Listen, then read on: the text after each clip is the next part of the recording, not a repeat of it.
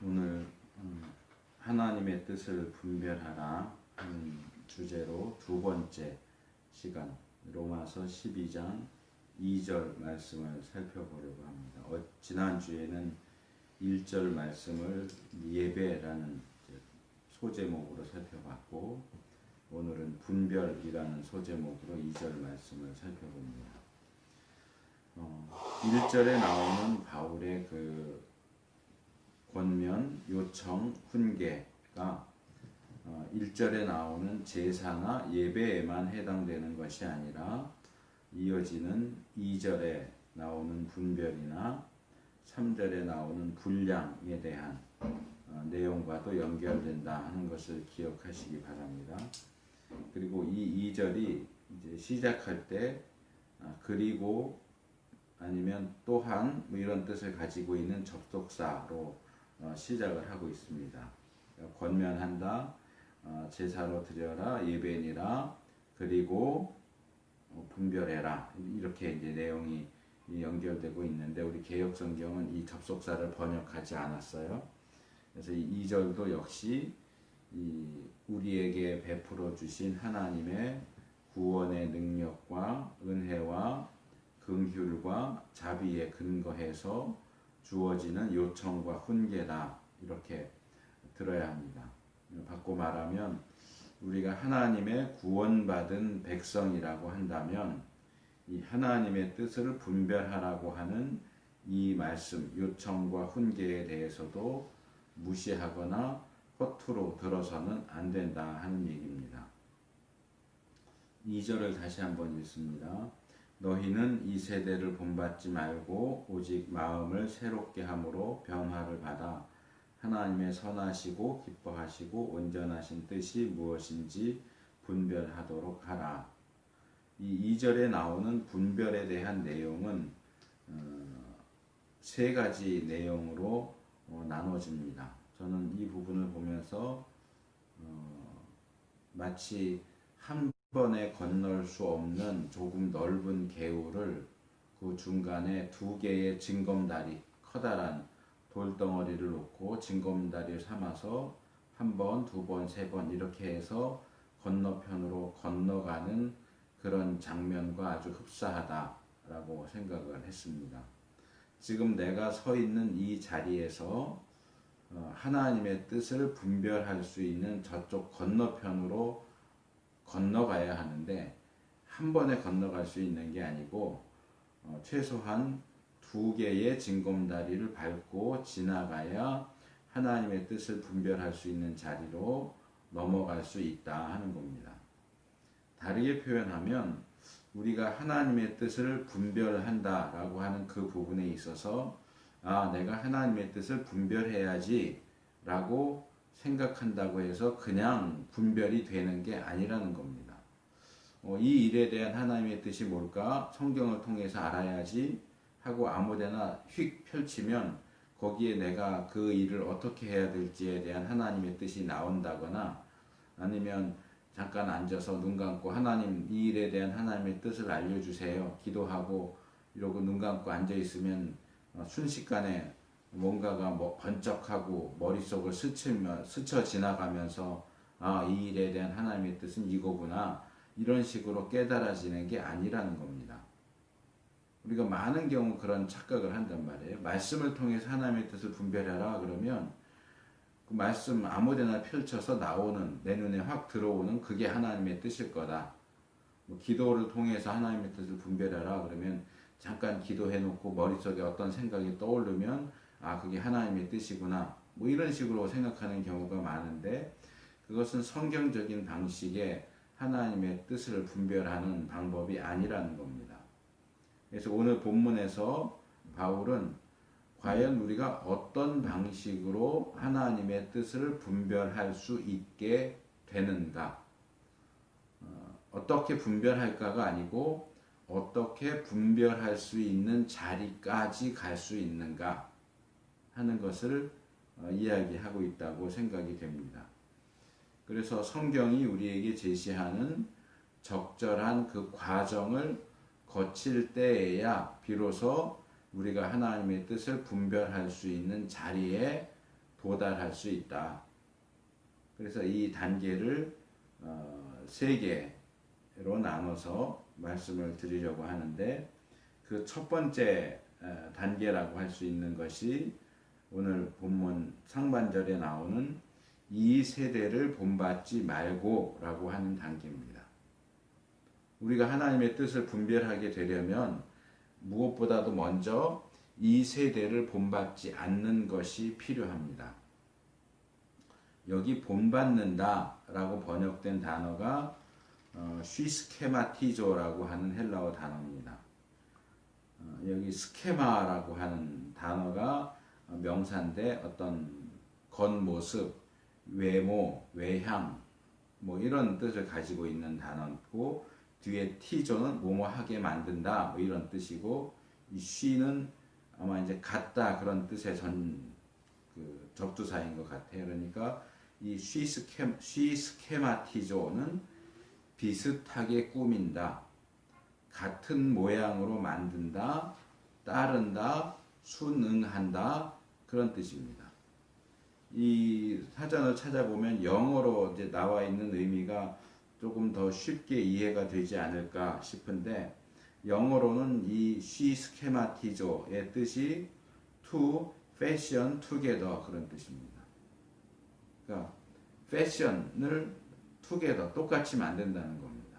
이 to fashion together라는 단어를 보면 보다 쉽게 떠오르는 장면이 있는데, 뭐 젊은이들이 이렇게 말한다고 해서 나이 든 사람들은 안 그랬느냐 그러면 그건 아닌 것 같아요. 나이 든 사람들은 또 나이 든 사람대로 또 그들이 젊었을 때 똑같이 행동했을 것 같은데, 어떤 연예인들이 뭘 하고 나오거나 뭐 머리를 어떤 모양으로 하고 나왔다든지, 어떤 핸드백을 들고 나왔든지, 뭐 어떤 귀걸이나 뭐 반지나 이런 거 눈에 띄는 것들을 하고 나왔다, 신발을 신고 나왔다 그러면 그들을 추종하는 사람들이, 팬들이 곧장 똑같이 따라합니다. 머리 모양도 똑같이 만들고, 옷도 그거 어디서 샀는지 알아봐서 똑같은 옷 사서 입고, 구두도 똑같이 사서 신고, 액세서리도 똑같이 합니다. 이겁니다. To fashion together입니다. 자기가 좋아하는 사람이 하는 것을 그대로 똑같이 따라하는 것, 나를 그 사람과 똑같은 모습으로 만드는 것, 이게 쉬스케마티죠. 우리 개역성경이 본받는다 라고 번역한 이 단어의 의미입니다. 그래서 본받는다 라는 것도 의미가 틀린 번역은 아니지만, 그 의미를 우리가 좀 더 쉽게 알려면 똑같이 한다, 따라한다, 이 정도로 하는 게 조금 더 쉽게 와닿지 않을까 생각이 돼요. 따라하는 것. 그런데 바울은 이 따라한다 라고 하는 이 단어를 사용하면서 그걸 하지 말아라, 따라하지 말아라 라고 이야기합니다. 뭔가를 따라하는 것을 다 나쁘다고 말할 수는 없을 겁니다. 뭐 대부분의 분야들이 다 그렇지만, 대표적으로 예를 들어서 예술, 미술이나 음악 같은 경우에는 모방은 창조의 어머니다 그렇게 얘기합니다. 따라하도록 시킵니다. 음악의 대가들, 미술의 대가들이 그린 그림을 비슷하게 따라해서 그려보고 모사해보고 비슷하게 곡을 그렇게 만들어보고 그렇게 하는 것을 통해서 제자가 선생을 따라하고 자식이 부모를 따라하면서 기본을 익히는 거죠. 그 기본을 익히는 데 있어서는 따라하는 것, 모방하는 것보다 이상 가는 게 없어요. 그래서 아주 필수적인 부분입니다. 그래서 우리가 따라하는 것 자체를 그거는 절대로 하면 안 되는 것, 아주 나쁜 것 이렇게 볼 수는 없을 겁니다. 심지어는 오늘 본문에서는 따라하지 마라, 본받지 마라 이렇게 말하는 바울조차도 다른 본문에서는 빌립보서 3장 17절 같은 곳에서는 나를 본받아라, 나를 따라해라 그렇게 얘기하죠. 또 히브리서 13장 7절이나 요한 3서 11절에도 역시 이 따라하라, 본받아라 하는 명령이 나오는 것을 볼 수 있습니다. 그래서 우리가 이 부분을 생각할 때 따라하는 것 자체가 나쁜 것이냐? 그건 아니다. 따라하는 행위 자체가 나쁜 게 아니고 이렇게 본받고 또는 본받고자 하는 대상이 뭐냐? 무엇을 본받고자 하느냐? 무엇을 따라하고자 하느냐가 더 중요하지 따라하는 행동 자체가 잘못된 것이 아니다 하는 거죠. 그렇다면 바울이 여기서 본받지 말아라, 따라하지 말아라 라고 말하는 대상이 뭐냐? 우리 개혁성경에 이 세대라고 말했습니다. 이 세대를 따라하지 마라. 이 세대를 본받지 마라 라고 했습니다. 여기 이 세대라고 번역된 단어가 아이온이라는 단어인데요. 이 단어는 시대, 세계, 세상 그런 뜻을 가리킵니다. 우리가 살고 있는 시간적인 의미, 우리가 살고 있는 이 현재, 이 세상, 이 시대, 그리고 공간적으로 우리가 현재 살고 있는 이 곳, 이 장소. 그래서 이 아이온이라고 하는 헬라어의 가장 이제 비슷한 개념을 보여주고 있는 게 영어 단어 age입니다. age. 이 세대, this age죠. 우리가 살고 있는 시간과 공간, 또 그 시간과 공간 속에서 살고 있는 사람들, 그러면 이제 세대 그렇게 되겠죠. 사람들, 그리고 그들이 가지고 있는 사고, 가치관, 사고 체계, 행동 방식 이런 것들을 모두 다 포괄적으로 가르치는 표현이 이 아이온입니다. This age죠. 내가 살고 있는 이 시대, 공간과 시간과 사람들과 가치관과 그런 것들을 따라하지 말아라 하는 얘기입니다. 성경적으로 보면 이 세대, this age는 그것보다 뒤에 오게 될 미래의 세대. 에베소서 2장 7절에 보면 오는 세대 이렇게 얘기해요. 그러니까 미래죠. 현재, 이 세대를 현재라고 생각하면 오는 세대는 미래죠. 현재와 미래가 서로 대조되죠. 그리고 더 넓은 측면에서 보면 궁극적으로는 예수 그리스도의 재림과 함께 오게 될 이 세상, 이 세대와는 완전히 다르고 완전히 새로운 하나님께서 다스리는 세대, 그것도 역시 이제 오는 세대라고 할 수 있는데 그 세대와도 대조됩니다.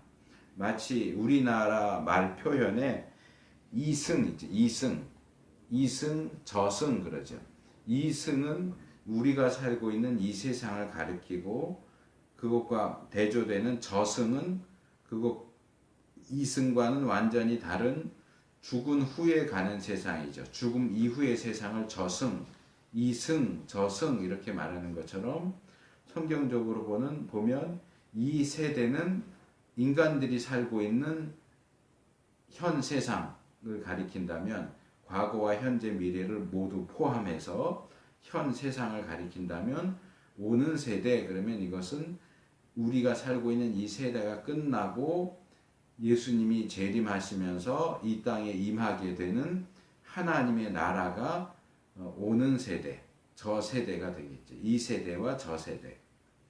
그래서 바울이 여기서 말하는 이 세대는 단순히 미래와 대조되는 의미에서의 현재를 가리킨다기보다는 하나님께서 다스리시는 하나님의 나라, 저 세대, 오는 세대와 반대되는 개념으로서의 이 세대를 가리킨다 이렇게 봐야 됩니다. 그래서 이 세대와 비슷한 표현으로 사용되는 것이 이 세상이죠. 이 세상.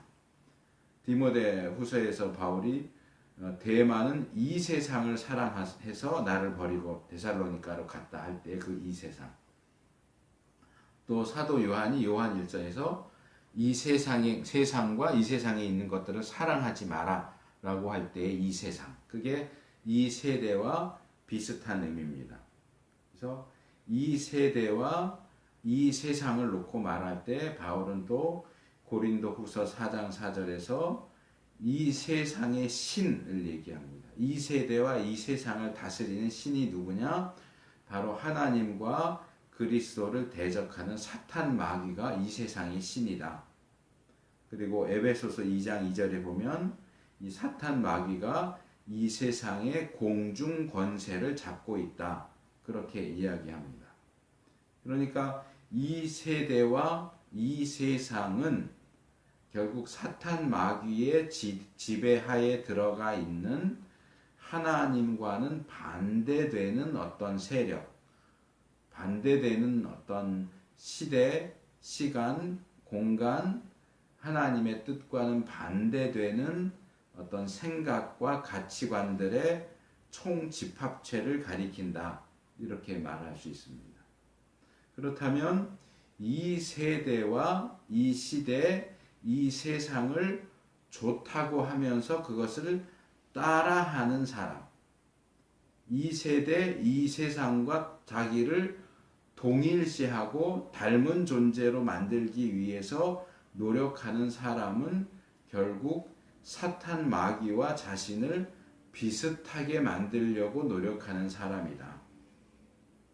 자기 자신을 사탄 마귀와 비슷하게 만들기 위해서 거기에 여념이 없는 사람이라면 결코 하나님의 뜻을 분별할 수 있는 자리로 나갈 수 없다 하는 겁니다.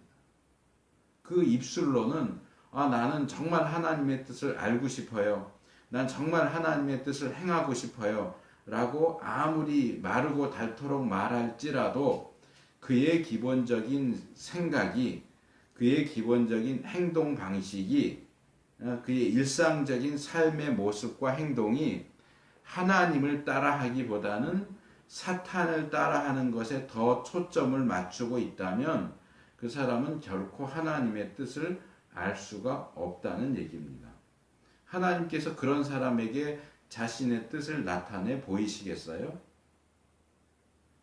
그래서 세상과 자신을 닮게 만드는데 온통 정신이 팔려있는 이 사람은 하나님의 뜻을 분별하는 일에 있어서 그 첫 걸음조차도 떼지 못한 사람이다. 첫 걸음조차 뗄 수 없는 사람이다. 하나님보다 세상을 더 사랑하고 그 세상을 닮아가려고 애쓰는 사람은 하나님의 뜻이라고 하는 말조차도 입에 올릴 자격이 없는 사람이다 하는 얘기입니다. 물론 지금 제가 하는 이 얘기는 우리가 하나님의 뜻을 분별하려면 아예 이 세상과는 담을 싸고 살아야 된다. 어디 사람들 없는 산속으로 들어가서 살아라. 그런 얘기가 아닙니다. 바울이 고린도전서 5장 10절에서 이런 얘기를 합니다. 이 말은 이 세상의 음행하는 자들이나 탐하는 자들과 토색하는 자들이나 우상 숭배하는 자들을 도무지 사귀지 말라 하는 것이 아니니 만일 그리하려면 세상 밖으로 나가야 할 것이라.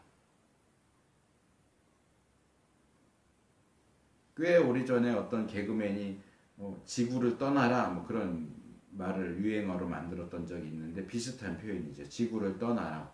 세상 밖으로 나가라. 너는 이 세상에선 살 수 없는 사람이구나. 우리가 말씀대로 하나님의 뜻을 중심으로 해서 산다는 얘기는 이 세상에 하나님을 믿지 않는 사람, 우상숭배자, 행악하는 자들과는 도무지 만나지도 말고 사귀지도 말고 아예 이 세상을 떠나서 세상 밖으로 나가서 살아라. 그 얘기가 아니다 하는 얘기입니다. 우리도 육신을 가진 존재, 사람인 이상은 세상 바깥으로 나가서는 살 수가 없어요. 우리가 믿음 좋은 사람이라고 해서 안 먹고 살겠어요? 옷 안 입고 살아요? 집 없는 데도 살아요? 믿지 않는 사람이나 믿는 사람이나 똑같이 먹어야 삽니다. 이 세상에서 나고 자라는 곡식, 음식 먹어야 살 수 있는 건 똑같아요. 이 세상과 무관하게 살 수 없죠. 그래서 우리가 세상을 떠나서는 살 수 없고 이 세상 안에서 살아야 합니다. 이 세상 안에서 살 수밖에 없는 존재입니다. 다만 우리가 세상 안에서 살아야 하는 것은 사실이지만 이 세상이 우리 안으로 들어와서는 안 된다는 얘기입니다. 세상 안에서 살아야 하지만 세상이 우리 안으로 들어오면 안 됩니다. 이런 이야기 할 때면은 늘 드는 얘기지만 배가 있습니다. 먹는 배 말고요. 타는 배요. 배는 물이 있어야, 또 물이 많은 곳에 있어야 이 배로서의 존재 가치, 의미가 있고 그 가치를 발휘할 수 있습니다. 배가 지상에 있다면 그 배는 아무 짝에도 쓸 데가 없죠. 배가 바다든지 호수든지 강에 물이 많은 곳에 있어야 배가 배로서의 기능을 할 거 아니에요. 근데 배는 물이 많은 곳에 있어야 하지만 물이 배 안으로 들어오면 안 됩니다. 배는 물이 있는 곳에 있어야 하지만 물이 배 안으로 계속해서 들어오면 그 배는 결국 물속으로 가라앉게 될 거고 배로서의 어떤 기능도 가치도 없게 됩니다. 그리스도인들도 마찬가지입니다. 그리스도인은 세상 바깥으로 나가면 안 되고 세상 안에 있어야 됩니다. 하지만 세상이 그리스도인 안으로 들어오면 안 됩니다. 세상이 그리스도인 안으로 들어오면 그는 더 이상 그리스도인일 수 없습니다. 그리스도인은 세상에서 살아야 하지만 세상이 그리스도 안에 들어온다면 세상이 그리스도 안에 들어온다 하는 것을 오늘 본문에서 바울은 이 세상을 본받는다, 따라한다 그렇게 이야기를 하고 있는 겁니다. 그는 더 이상 그리스도인일 수가 없어요. 자, 우리에게는 이 세상과의 관계에 있어서 세상보다도 하나님을 더 좋아하고 하나님을 더 닮아가려고 하는 그런 마음이 있느냐 하는 겁니다.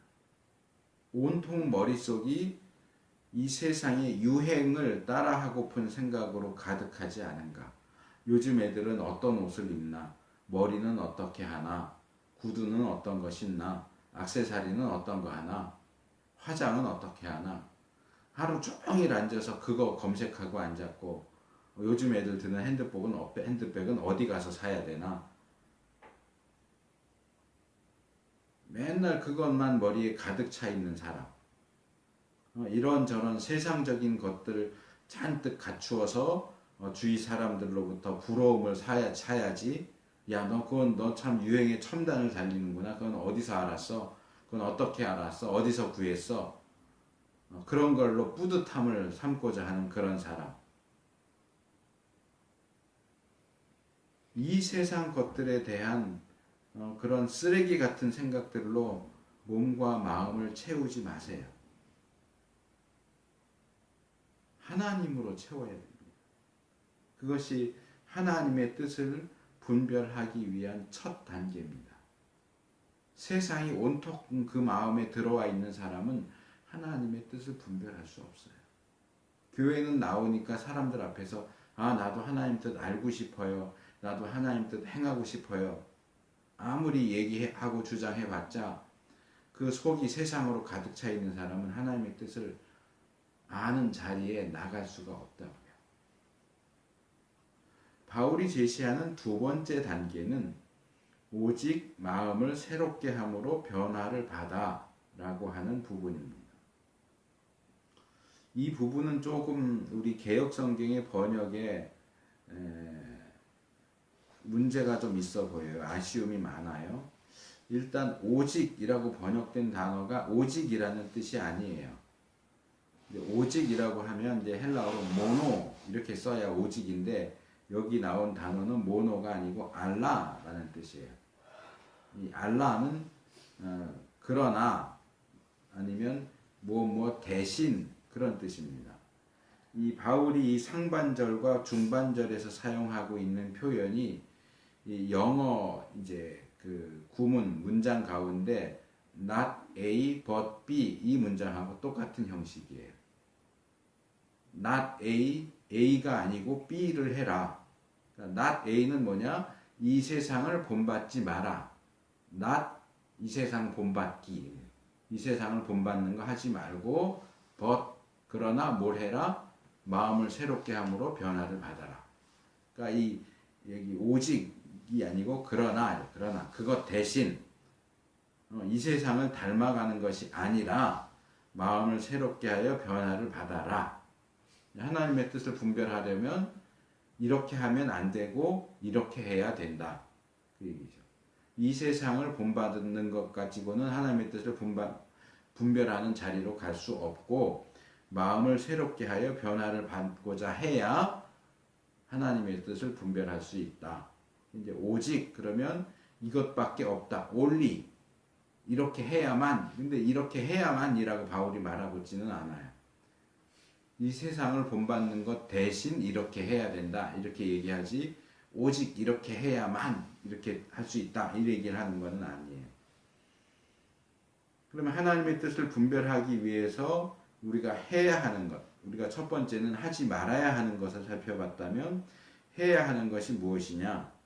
여기 다시 이 부분이 둘로 나눌 수 있죠.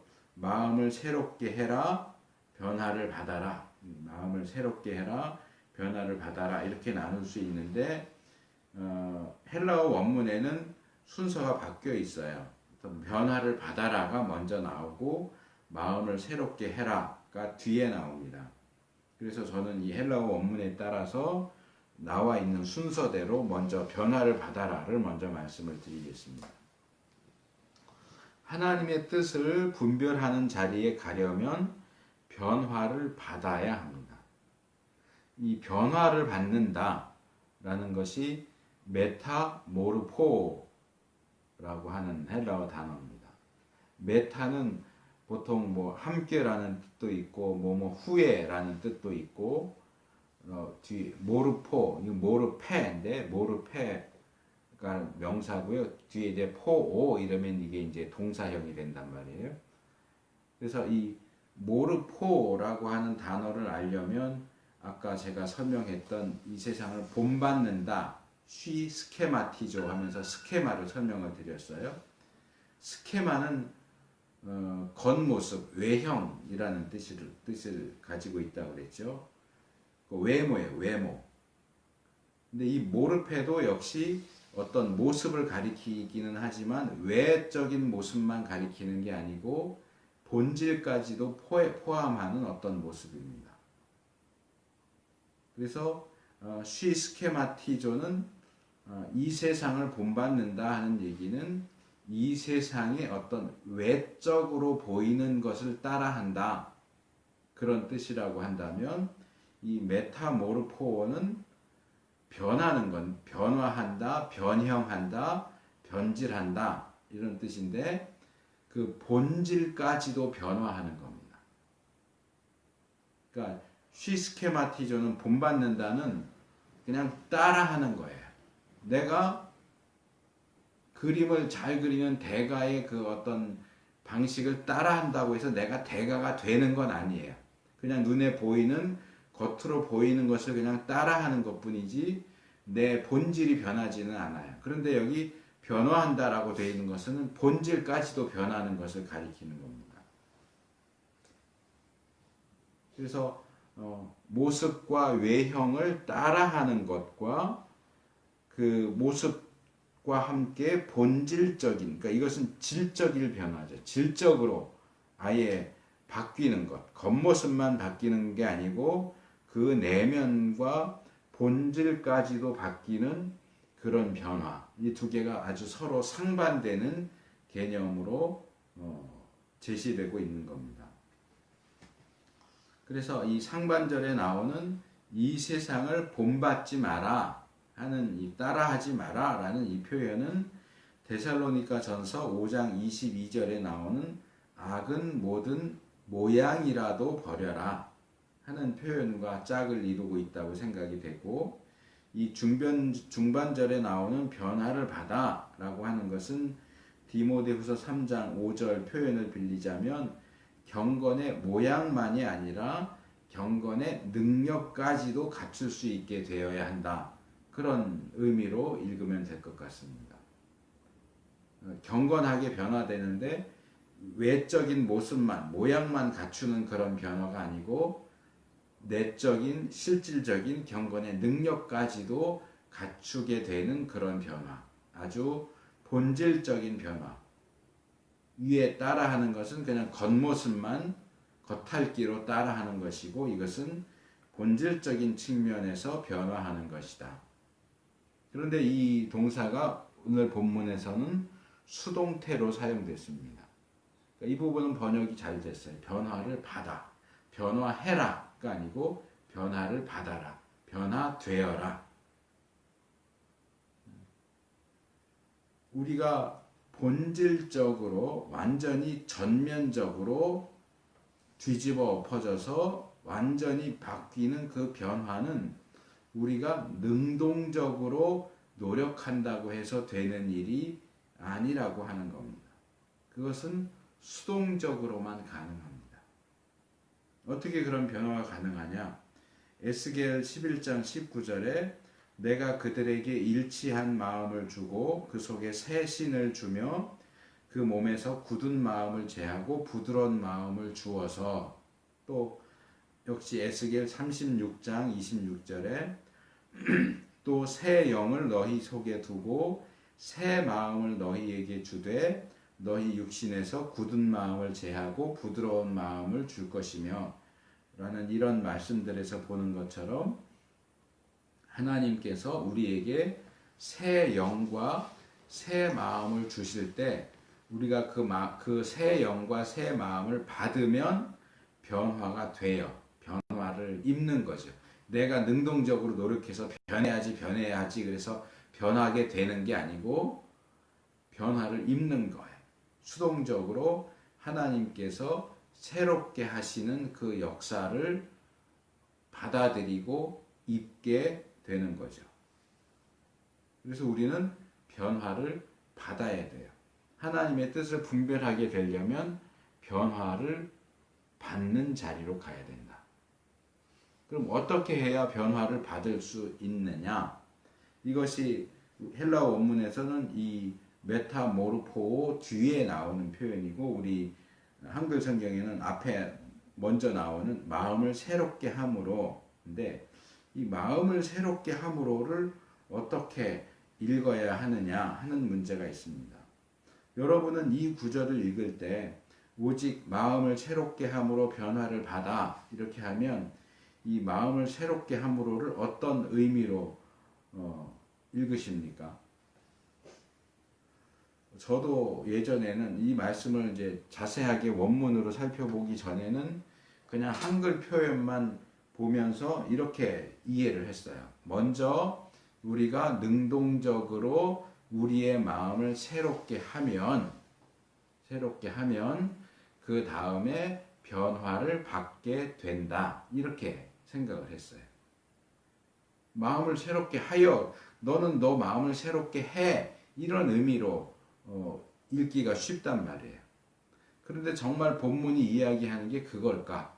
내가 먼저 내 마음을 새롭게 하면 그러면 하나님이 나를 변화시켜 주신다. 그 얘기냐? 이 본문이 얘기하는 게 아니요. 그렇지 않아요.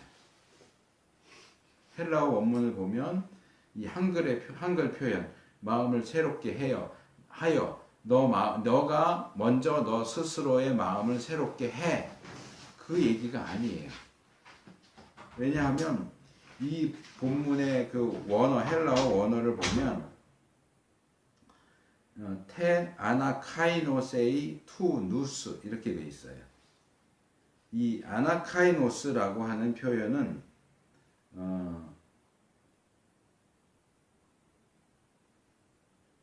그 사전을 찾아보면 재생, 회복, 혁신 또는 더 좋은 것으로의 완벽한 변화 이런 뜻이 있고요. 영어가 조금 더 쉬울 것 같은데 리뉴얼이에요. 리뉴얼. 다시 새롭게 한다. 이제 태도 정관사고 토라고 그랬나요? 소유격 정관사. 역시 투도 정관사고요. 누스 누스가 이제 마음이라고 번역했는데 이것도 조금 뒤에서 다시 설명을 드려야 될 것 같아요. 그래서 이 먼저 새롭게 한다라고 하는 단어부터 설명을 하자면 이 지금 읽어드린 이 헬라어 원문을 직역해서 번역하면 그 생각의 그 재생으로 또는 그 생각의 그 재생을 통하여 이렇게 번역을 할 수 있어요. 그러니까 이 재생이라는 이 단어는 동사가 아니에요. 명사라고요. 그러니까 명사니까 시제를 붙일 수가 없죠. 또는 태를 붙일 수가 없죠. 동사여야 그게 능동태인지 수동태인지 새롭게 하는 건지 새롭게 함을 받는 건지를 얘기할 수 있는데 여기 사용된 단어 자체가 명사이기 때문에 태를 말할 수가 없단 말이에요. 그래서 내가 능동적으로 내 마음을 새롭게 하는 것인지 또는 새롭게 함을 받는 것인지를 말할 수가 없는데 우리 한글 개역 성경은 이것을 마치 동사인 것처럼 번역을 했어요. 그러니까 새롭게 해라. 능동적으로 새롭게 해라. 이렇게 오해해서 읽을 수 있도록 번역을 해놨는데 이 번역에 문제가 있다는 거죠. 근데 이거는 명사고 여기 이제 격으로 말하면 역격이 사용됐어요. 이 역격이라고 하는 것은 한글이나 영어에는 없어요. 이제 주격, 소유격, 목적격 이런 건 알죠. 주격, 소유격, 목적격. 근데 이 헬라어나 이런 몇몇 언어에는 역격이라는 게 있어요. 이 여는 이제 수여한다라고 할 때 쓰는 그 역격인데 예를 들어서 누구누구에게 준다.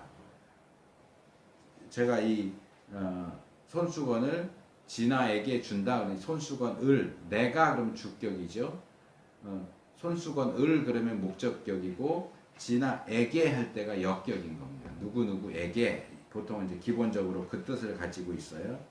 그런데 본문의 경우 그 새롭게 함 또는 그 재생에게라고 번역하면 의미가 통하지가 않아요. 그래서 역격으로 사용됐지만 역격이 가지고 있는 다른 용법들이 뭐가 있을까? 여기에 적당한 용법이 뭐가 있을까를 한참 찾아봤는데 이런 게 있어요.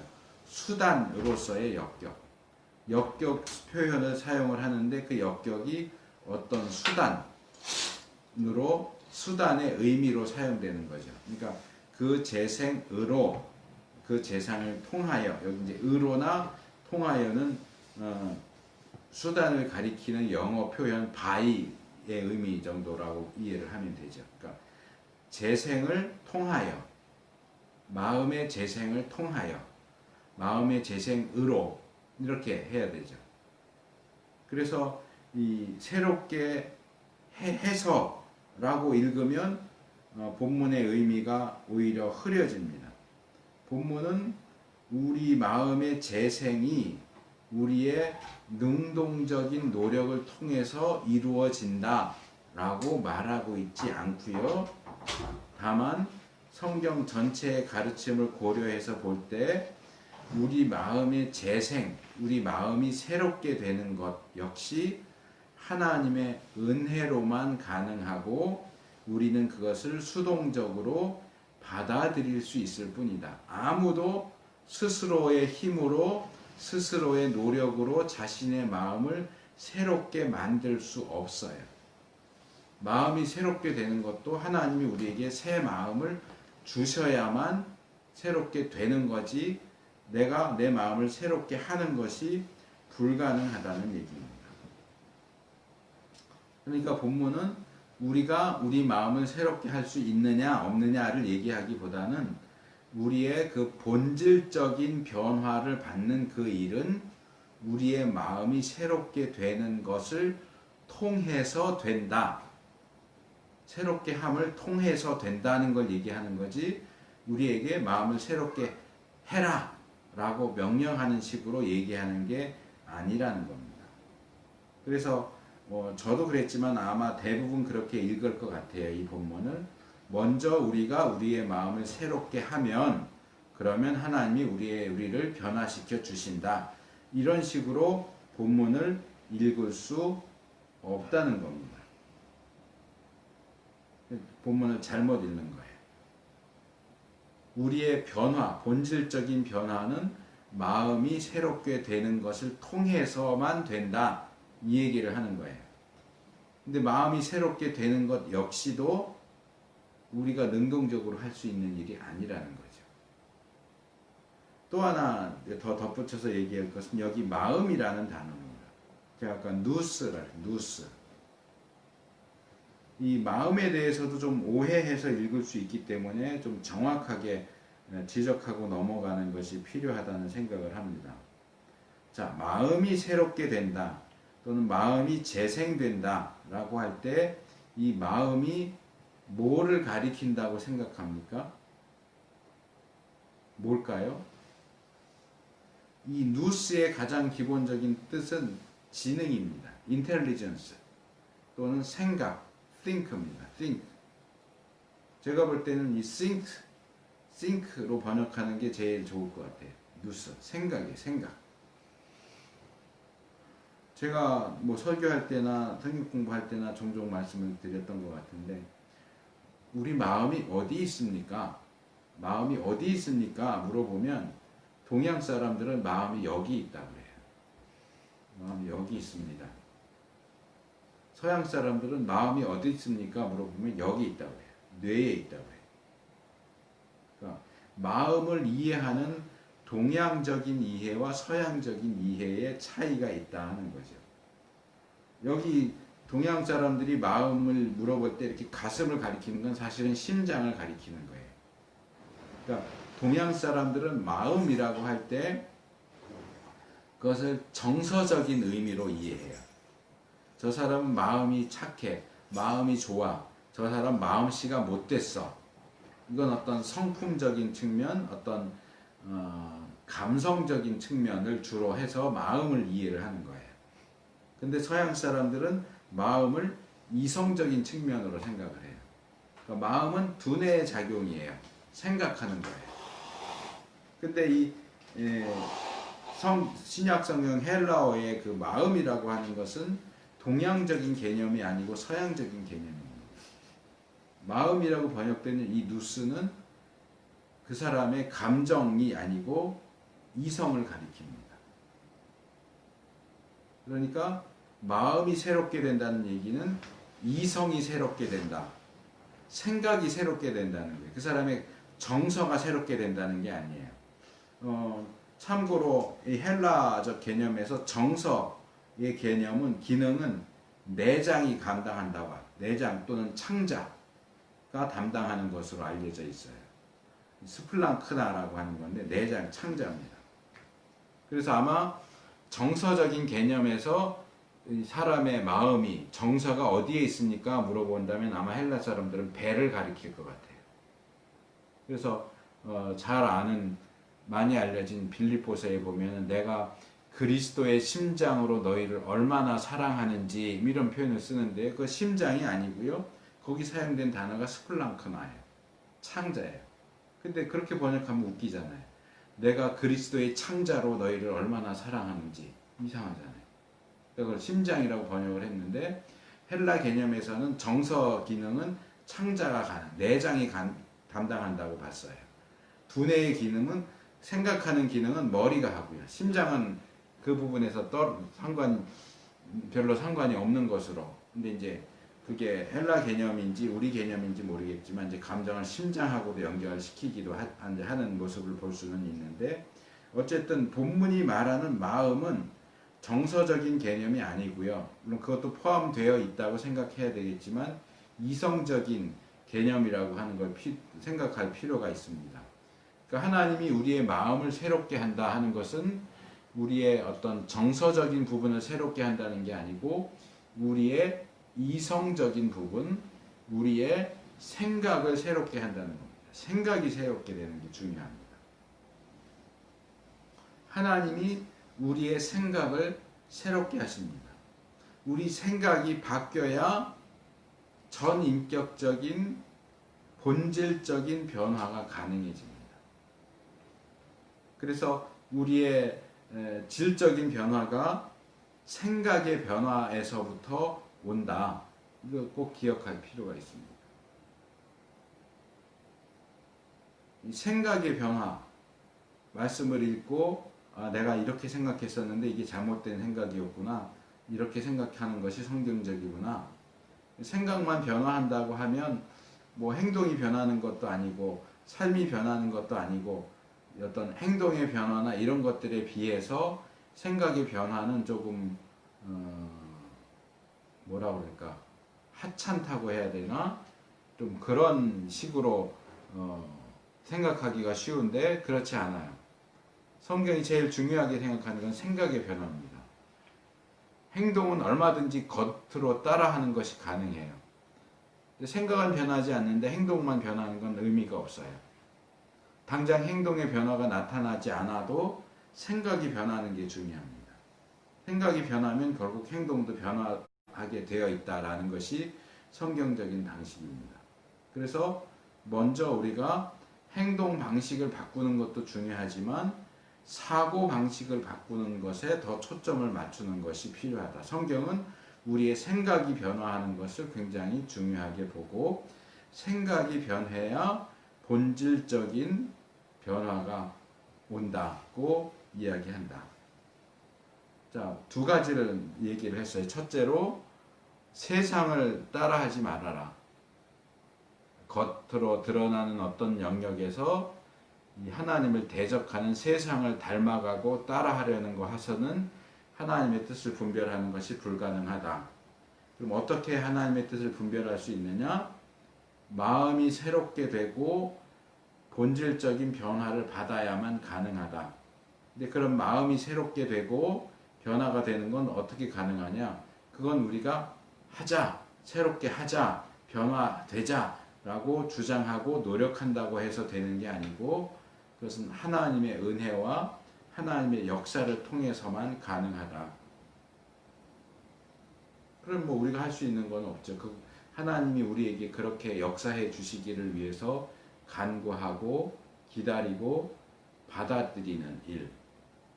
또 그나마 이제 좀 할 수 있다면 우리가 말씀을 통해서 자꾸 우리의 생각을 성경적인 사고 방식으로 바뀌도록 자꾸 말씀을 접하는 것. 그 정도가 아마 우리가 할 수 있는 일이 아닐까 생각이 됩니다. 어쨌든 이렇게 해서 생각이 변하고 새롭게 되고 그리고 본질적인 변화를 받게 되면 이제 마지막 단계가 하나님의 선하시고 기뻐하시고 온전하신 뜻이 무엇인지 분별하게 되는 단계로 넘어갑니다. 여기 하반절을 시작하는 표현이 그냥 분별하도록 하라 이렇게 되어 있지만 분별하도록 하라는 원문 표현이 아니고요. 분별하도록 정도까지만 하면 괜찮을 것 같아요. 왜냐하면 이 하반절이 에이스, 토, 도키마제인 이렇게 되어 있거든요. 에이스는 전치사인데 무엇 안으로 영어로 하면 into 그런 뜻을 가지고 있습니다. 토는 이것도 정관사고요. 도키마제인은 분별한다. 그러니까 분별하는 것 안으로 이렇게 직역할 수 있겠죠. 그러니까 분별하도록 이 정도. 그러니까 이 세상을 본받지 않는 것, 마음이 새롭게 되어서 변화를 받는 것은 무엇을 위해서냐? 분별을 위해서다. 헬라 원문에서는 그것을 분명하게 얘기하죠. 분별을 위해서 그런 것들이 필요하다.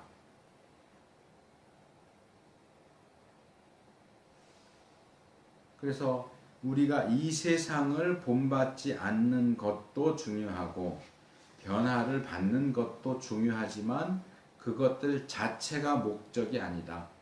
나는 세상을 본받지 않기로 결심했어. 하지만 그것 자체가 목적이 되면 안 됩니다. 나는 변화를 받기로 결심했어. 아니요, 그것 자체도 목적이 아닙니다. 세상을 본받지 않는 것과 변화를 받는 것 자체가 따로 목적을 가지고 있는데 그 목적이 뭐냐? 하나님의 뜻을 분별하는 겁니다.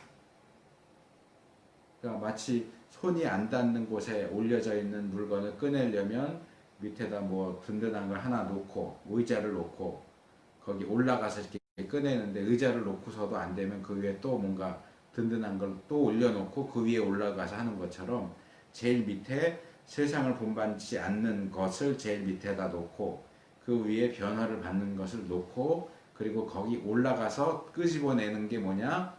하나님의 뜻을 본받는 것을 끄집어내는 것. 그래서 이 두 가지는 하나님의 뜻을 분별하기 위한 예비 단계에 불과하다. 그렇다면 이 세상을 본받지 않는 것도 참 중요해 보이고 변화를 받는 것도 중요해 보이는데 그것들보다도 더 중요한 목적이 하나님의 뜻을 분별하는 것이다 라고 말하고 있다면 과연 하나님의 뜻을 분별하는 것은 얼마나 더 중요한 일이겠는가? 이것을 우리가 놓치면 안 됩니다. 하나님의 뜻을 분별하는 건 정말로 굉장히 중요한 일이라고 하는 겁니다. 그래서 우리가 과연 하나님의 뜻을 분별하는 이 일을 그렇게 그만큼 중요하게 생각하고 있는가? 다시 한번 점검할 필요가 있습니다. 하나님께서는 그 일 하는 것을 정말로 중요하다고 생각하시는데 우리는 그것을 하찮게 여겨서는 안 된다고 하는 거죠. 자, 여기 분별한다. 도키마조. 근데 이 분별한다는 것은 시험한다, 조사한다, 검사한다, 입증한다, 인정한다 그런 뜻입니다. 이 단어의 의미들을 쭉 조합해 보면 이렇게 길게 설명할 수 있을 것 같아요. 분별한다는 건 뭐냐?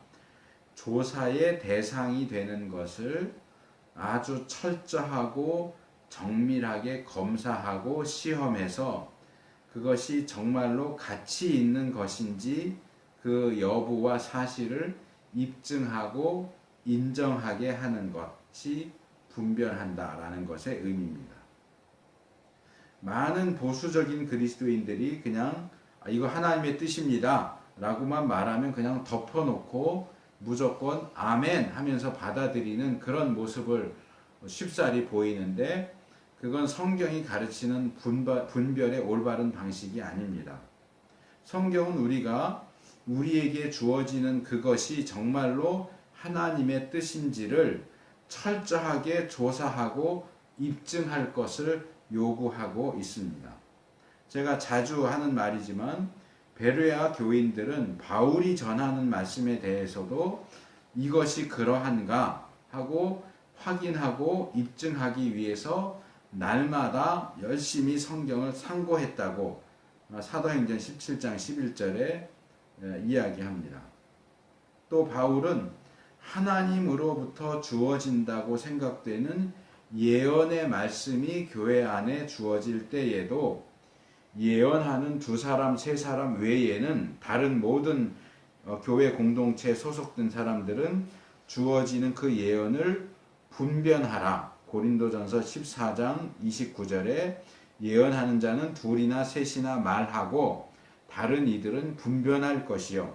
여기 분별하라고 하는 것이 디아크리노인데 철저하게 판단해라, 분별해라 그런 뜻입니다. 주어지는 예언에 대해서도 예언이 주어지는구나 아멘 하고 그냥 받아들이지 말고 그것이 정말 하나님께서 주시는 말씀인지를 철저하게 판단하고 분별해서 그것이 하나님이 주시는 말씀이라는 것이 입증될 때에만 하나님의 뜻이구나 하고 받아들여야지 누군가가 이거 하나님이 하시는 말씀입니다 하고 말한다고 해서 무조건 아멘 하고 받아들이면 안 된다는 겁니다.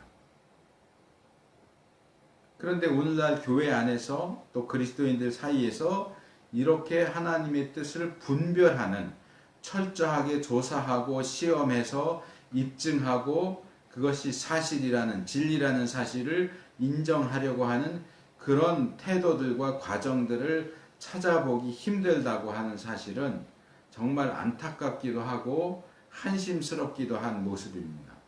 우리는 하나님의 뜻을 분별하려고 하지 않아요. 누군가가 이게 하나님의 뜻입니다 하고 말하면 무조건 아멘 하고 봐요. 그거 정말 하나님의 뜻이 맞습니까? 라고 물어보면 이상한 사람이 돼요. 그게 정말 성경적입니까? 물어보면 저것도 잘난 체 한다 그래요. 그것이 심지어 예언이라는 이름으로 주어질지라도 분별해야 된단 말이에요.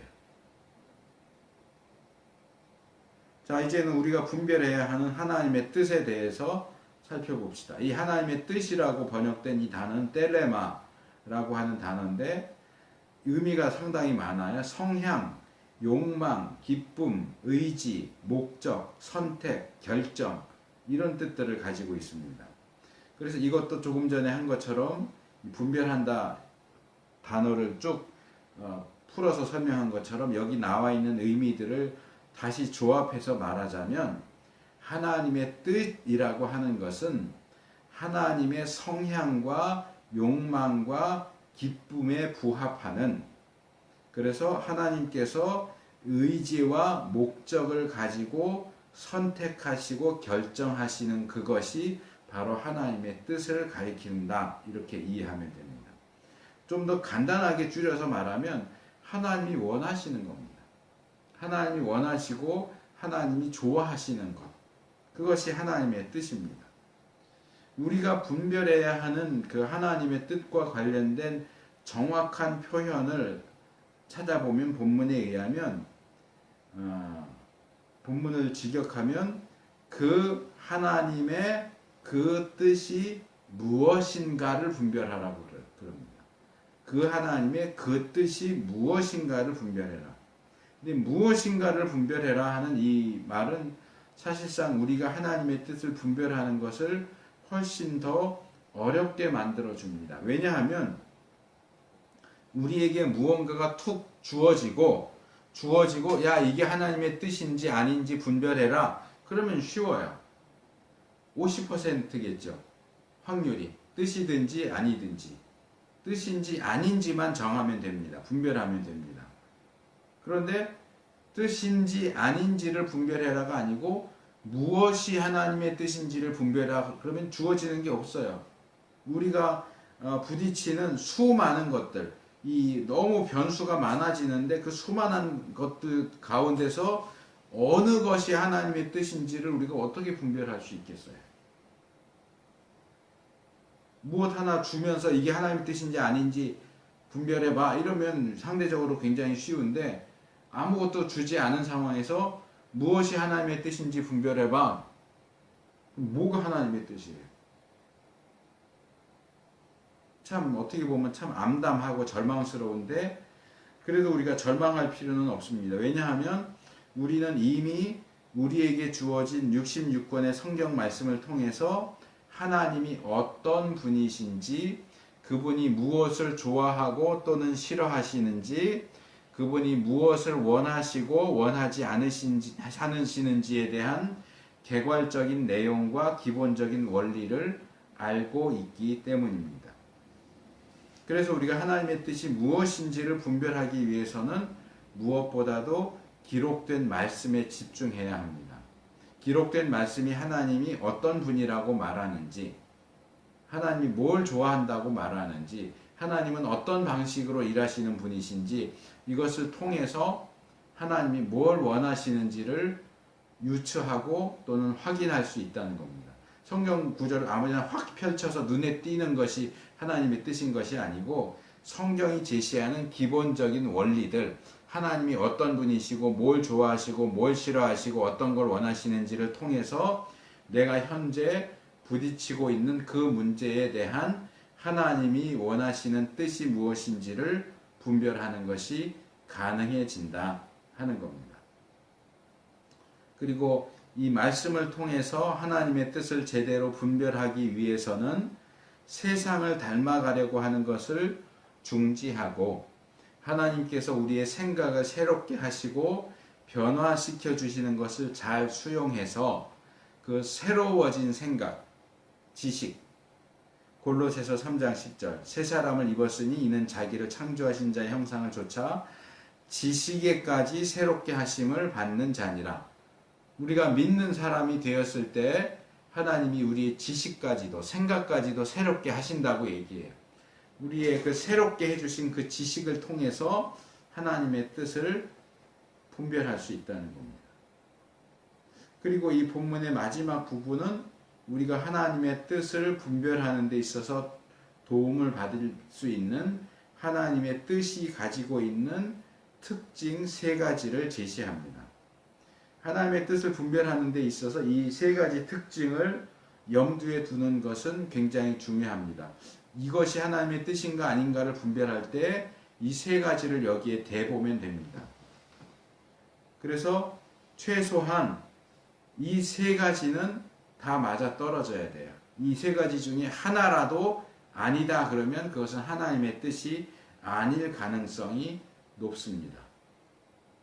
그래서 우리가 어떤 문제를 놓고 어떤 결정을 놓고 과연 이것이 하나님의 뜻이겠는가 라고 할 때 이 세 가지 기준에 맞추어서 내가 하나님의 뜻을 제대로 분별했는가 아닌가를 판별할 수 있는 기준으로 이 세 가지가 제시되는데요. 간략하게 말씀을 드리냐면 하나님의 뜻은 첫 번째로 선한 것이다. 선하다.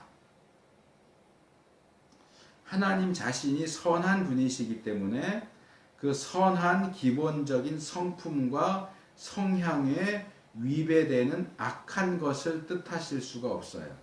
이 선하다라고 하는 이 헬라어 단어는 선하다, 선한, 좋은, 유용한, 이로운, 즐거운, 우수한, 명예로운 이런 좋은 의미들은 한꺼번에 다 담고 있는 단어입니다. 그래서 이것 역시 풀어보면 하나님의 뜻은 하나님 자신에게도 인간에게도 피조 세계에도 좋고 유익하고 선한 것들이고 하나님의 격에 맞는 우수하고 명예로운 것들이다. 뒤집어서 이런 특징들과 반대되는 것들은 하나님의 뜻일 수 없다 하는 얘기입니다. 하나님의 뜻은 선한 겁니다. 둘째로 하나님의 뜻은 기뻐하시는 것이다 그랬습니다. 이 단어는 우리가 지난주에 1절에서 이 제사가 예배가 하나님이 기뻐하시는 것이다 라고 했을 때 나왔던 바로 그 단어입니다. 완전히 일치한다, 받아들일 만하다, 매우 기쁘다, 즐겁다, 기분 좋다 그런 뜻입니다. 뭐 당연한 얘기가 되겠지만 하나님의 뜻은 하나님의 속성과 존재에 완전히 일치하는 것이고 하나님이 받아들이실 만한 것이고 하나님께 매우 즐겁고 기분 좋고 기쁜 것입니다. 그렇지 않다면 하나님이 그것을 뜻하실 리가 없죠. 주권자이신 하나님께 누가 하나님께서 싫어하시는 일을 뜻하도록 강요할 수 있겠습니까?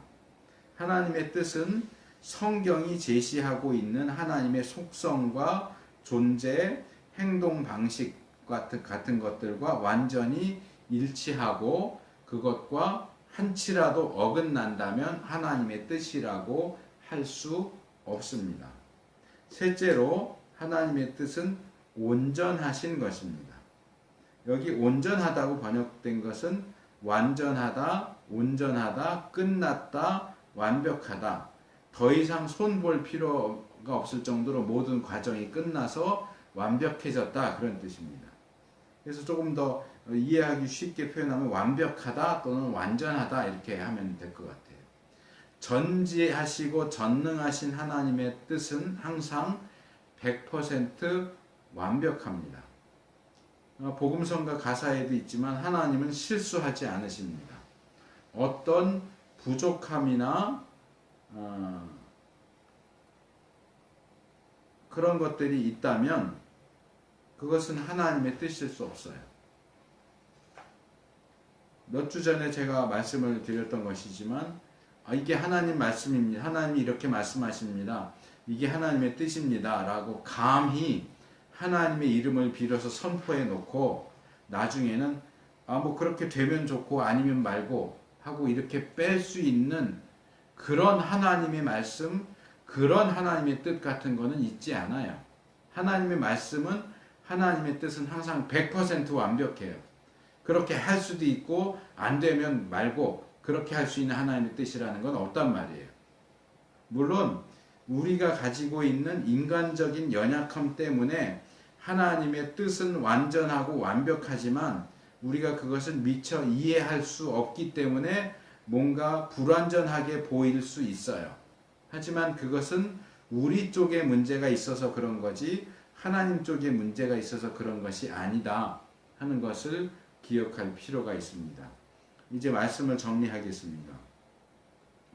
오늘 우리는 하나님의 뜻을 분별하라는 요청, 훈계를 살펴봤습니다. 바울은 이 이야기를 하기 위해서 꽤 애를 쓰고 있는 것으로 보입니다. 하나님의 뜻을 분별할 수 있게 되기 위해서는 먼저 세상을 닮아가서는 안 되고 생각의 변화를 통해서 질적인 변화를 받아야만 가능해집니다. 하나님의 뜻을 분별하는 것은 무슨 꽁처럼 머리만 어디다 처박아 놓고 무조건 아멘 한다고 해서 하나님의 뜻을 분별하게 되는 게 아니고 철저한 입증 과정을 통해서 이것이 하나님의 뜻이 맞다 하는 사실을 확인해 내는 과정을 우리에게 요구합니다. 우리가 하나님의 뜻을 분별하는 데 도움이 되는 세 가지 기준이 있습니다. 그것이 선하냐, 하나님께서 기뻐하시는 것이냐, 완전한 것이냐 하는 겁니다. 이 세 가지 기준들 가운데 하나라도 어긋난다면 그것은 하나님의 뜻이 아니다 라고 장담해서 말해도 좋을 것입니다. 이 혼돈과 혼란의 시대 속에서 하나님의 뜻을 잘 분별하고 하나님을 기쁘시게 하는 하나님의 백성이 되기를 축복합니다.